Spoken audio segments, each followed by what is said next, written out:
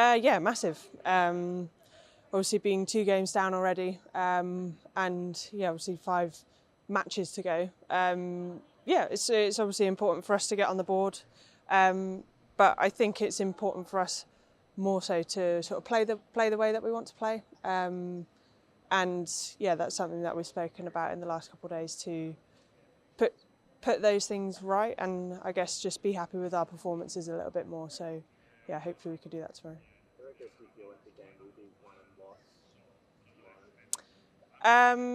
Well, I mean, so far we've had 2 really good bowling performances.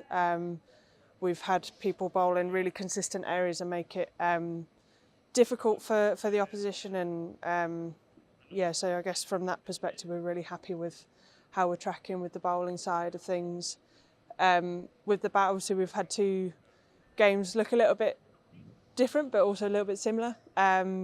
So yeah, I guess from that perspective, being a bit more proactive and playing to our strengths a little bit more, not necessarily being reckless but being smart with that, and using our strengths to I guess take pressure off ourselves and yeah, move the game forward.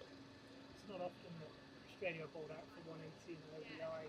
Does that make that harder to digest, that last loss, the fact it was such a good chance for you guys? Yeah, a little bit. I mean, like I say, we've been really happy with our bowling performances. It's yeah, that little switch with the bat, I guess. And yeah, obviously the other day was disappointing for a number of reasons. Not yeah, not only that. How much do you put that in the back of your mind and look at tomorrow as a clean slate? Well, we have to really. Obviously being 2 games down already. Yeah, like we say, trying to shift the momentum in our way. Yeah, we have to make some changes and yeah, look forward really. We can't really dwell too much on what's already happened. We can't really change that. So the only thing we can change is what's in front of us really. Can you talk us through those changes? I mean, how much does the strategy, I suppose, shift? Yeah, it's not a massive thing really, and the skills required for it are already within us. Yeah, I guess it's just a little bit of a mindset shift in terms of sticking to our strengths, like I said already, and being willing to use those in any moment really, when the pressure's on, when we feel like we might have to rebuild, or when we feel like we're in a really good place with the bat. So yeah, I guess trying to be consistent in the way we play. Sounds like Georgia Wareham's going to come into the consideration for Australia tomorrow. How do Alana and Georgia differ in terms of their challenge as a batter? See both leg spinners, but different leg spinners. How do you find them as bowlers to face the differences? I find Wareham a little bit more skiddy. I mean, I haven't looked at the surface, so I don't. I'll have to adapt to that really. But yeah, I mean, they're both very skillful bowlers, and yeah, if she does come into the mix, then we'll adapt to that. Was anything different you could have done against Alana in the last game? We'll not try and play it to square leg. I mean, it was a terrific 10 overs of yeah, she got legs on the pitch to help. So is it sometimes you just got to try and get through those sorts of spells? Yeah, and I guess take the opportunities that she presents us also. So yeah, I guess for me that looks like being quick on my feet, playing off the back foot quite a lot, and yeah, being smart with my options, but not necessarily going into my shell too much. But that will look different for different people. What have you made of the wicket so far? Have you been surprised that they've sort of spun? Yeah, I guess a little bit.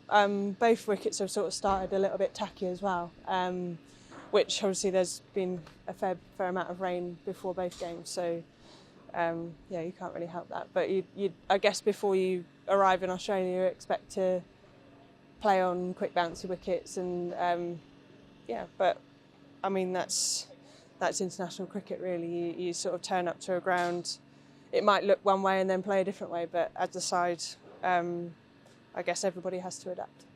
Results aside from the first couple of games, but how exciting is it to play in the Ashes? I mean, there's such a buzz. I was at the airport yesterday, lots of people coming down to watch. Are you still, excited to be in a tournament like this? Yeah, absolutely. Ashes cricket really is like nothing else because you play the same team every time, but that has its own nuances. Obviously, you work out your plans for everybody, and really, it's a mental game as much as it is a skillful game. So yeah, we're ready for the challenge. Has Kate travelled down with the team from Sydney, and how's she tracking if she has tomorrow? Yeah, I just saw her this morning. Yeah, she's doing well.